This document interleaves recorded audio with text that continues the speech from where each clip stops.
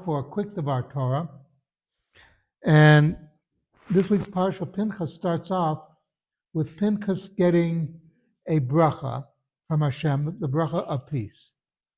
We have to remember that last week's Parsha ended with Pinchas killing Zimri and Cozby, the Midianite woman, the leader of the tribe of Shimon, who were violating the Torah.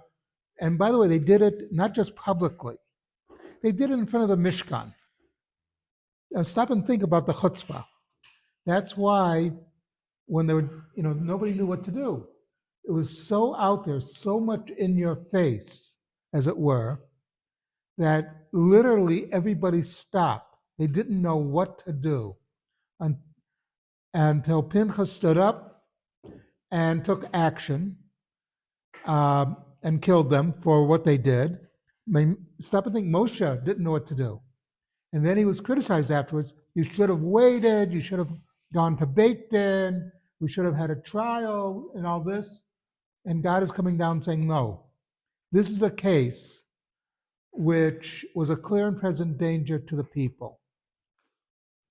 The reason that Bilam's curses did not work against the Jewish people was, in spite of the fights that were going on within the community, nobody was really violating the Torah. Okay? Everybody was doing what they were supposed to be doing. This was a case of someone doing a clear violation in front of everybody. Okay? Korach never said that he was against keeping the Torah. I mean, he had his own problems, but he did not challenge the authority of the Torah. Zimri was challenging the authority of the Torah itself, saying, I don't go along with this. I want to be with this woman, and I'm going to show you and we'll do it in your face. And that's why Pinchas had to take the action. I like to relate this that, sometimes people in leadership positions want us to relax, don't get excited, etc. There's a member of the synagogue by the name of Glenn Richter. He goes as the second minion. He was a leader he was one of the founders of the student struggle for Soviet Jewry back in 1962. And when he and his partner, I think it was Rabbi Berman, but not the Rabbi Berman that's around today, this is somebody else who passed away, but they started a student struggle for Soviet Jewry, and the Jewish establishment told them, don't have these demonstrations. We're doing things quietly. Give us a chance. And Glenn's reaction was, you've had your chance for 40 years or so. It's not working. So, they would have demonstrations, etc. And in fact, by the way, the State Department asked Glenn, the Student Struggle for Soviet Jewry, to tone down the demonstrations because it was making their life difficult with the Soviet Union. And they said, good. Good that they should have difficulty. But the point is that sometimes doing things totally correctly doesn't work. Sometimes you have to take action. Another famous story, this has to do with American history. In 1832, South Carolina passed what we call the Nullification Act.